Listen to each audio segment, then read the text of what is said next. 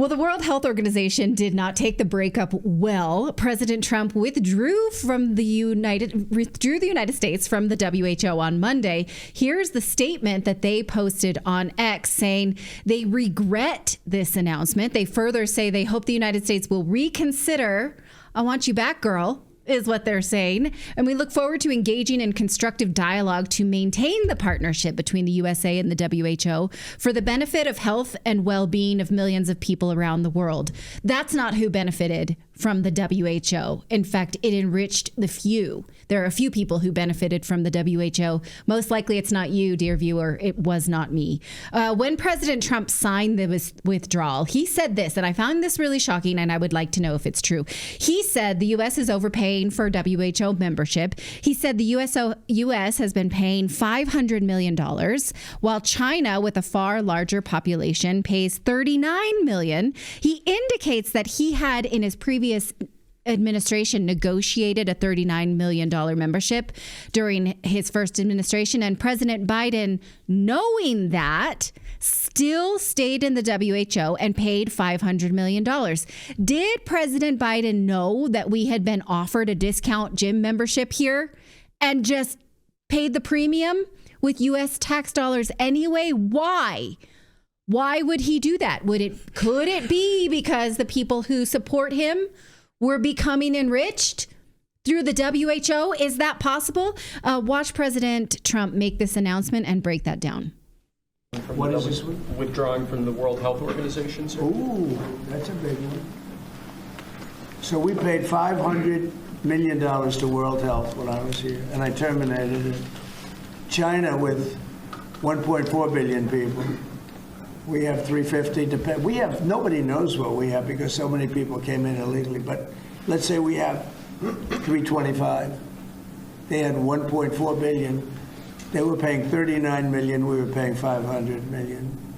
It seemed a little unfair to me. So that wasn't the reason, but I dropped out.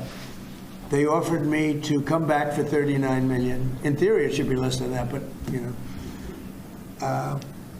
And when Biden came back, they came back for 500 million. He knew that you could have come back for 39 million. They wanted us back so badly, so we'll see what happens. Mr. President, pretty sad to think of it.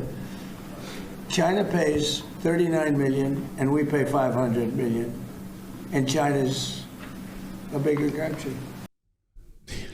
Okay. That's crazy. I need to see that in writing. Did Joe Biden know that we could have been paying $39 million? I presume this is per year.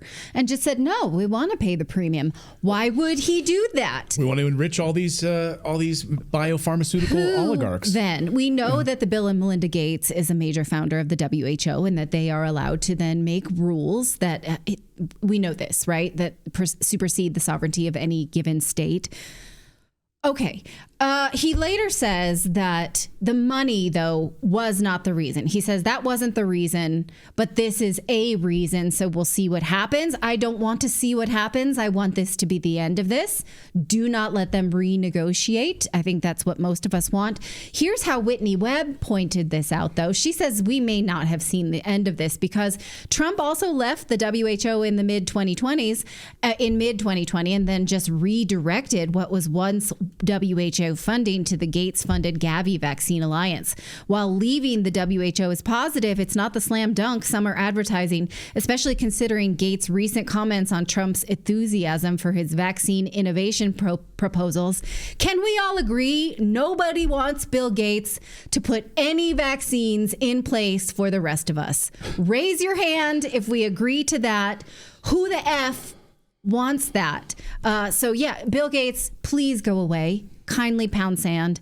She says she got called a lot of names for pointing this out back in the 2020s, but she brings the receipts as she normally does. So, and we're trying to, Whitney just messaged me, actually. She has a big piece coming out this week that we're going to try to get Whitney here on the show. That's something that, by the way, the legacy media would never do, is have Whitney Webb on their show. No.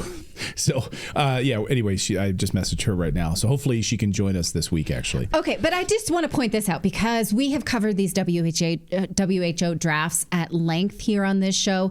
And so even if that's the case, it may be, though, that Trump has withdrawn us from the U.S. the U.S. from the WHO just in time, because remember these documents? This was from February 2023 pandemic treaty draft. And there was a provision in their own draft saying you cannot withdraw from the WHO. So had their pandemic treaty gone forward and this had been ratified, it said it would have taken 2 years to withdraw or 1 year from the date of your withdrawal. So even if this were the case, which it's not, but this was their own writing, he could say this and it would not take place until 2027. It also made, remember, WHO recommendations binding, whereas before anything that the WHO had recommended would just be a recommendation. No, they took out the word, this is their writing. They took out the words non-binding, meaning whatever they told you to do, you would have to do. So had he not withdrawn and this became law, then he could say, well, actually, we're not going to do it your way. We would have no choice for at least 2 years. Also, did it kick in only when there was a pandemic? No. Remember, it kicked in whenever they felt like they needed to prepare for a pandemic. That was their language. This underlying text means it's proposed, meaning they wanted the powers to prepare for a pandemic. We didn't even need one. Even they could work with a potential risk of a pandemic. Also, they had said that the fees that each country would pay in their own documents would be calculated based on their audits of each state's budget. So what the president said is that we were overpaying. It's because the WHO was allowed to look at our finances and say, I think this is what you'll pay. This is basically, it's kind of like how student loan payments are calculated. They look at what you've got, your income and your liabilities, and they say, you'll pay this. No, thank you. We don't need their audits to decide what we are going to pay based on what they think we can afford. That's oppressive. So who knew that this was negotiable? Apparently, President Trump did know, and he didn't like where those negotiations went, and they withdrew. So what will we miss out on, given that we now are not supposed to be a member state of the WHO? Well, the Independent Medical Alliance says we won't really miss much, and we've been over this. Their medical information is woefully political. Just look at their guidance on masks, and you'll know what I mean. We've been over this. Here's the IMA statement, the Independent Medical Alliance. They say the World Health Organization has little to do with world health and a whole lot to do with enriching its leaders with U.S. tax dollars and issuing pro-drug industry dictates with little grounding in fact. We've looked at this at length. If you need any more research about it, I can provide it to you. So now here is the next question. Since the majority of our viewers right now are watching us on YouTube, we still have to defer to the WHO in order to report to you anything. Here is currently today YouTube's medical misinformation guidelines that they have to be in line with either local health authorities or the World Health Organization.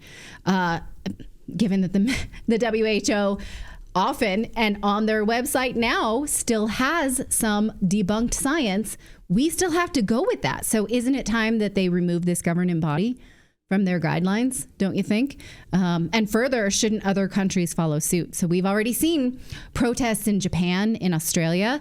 Many other countries' citizens want to withdraw from the WHO. Are we leading the charge here? Do you think that others will follow suit? Let me know what you think of all of this.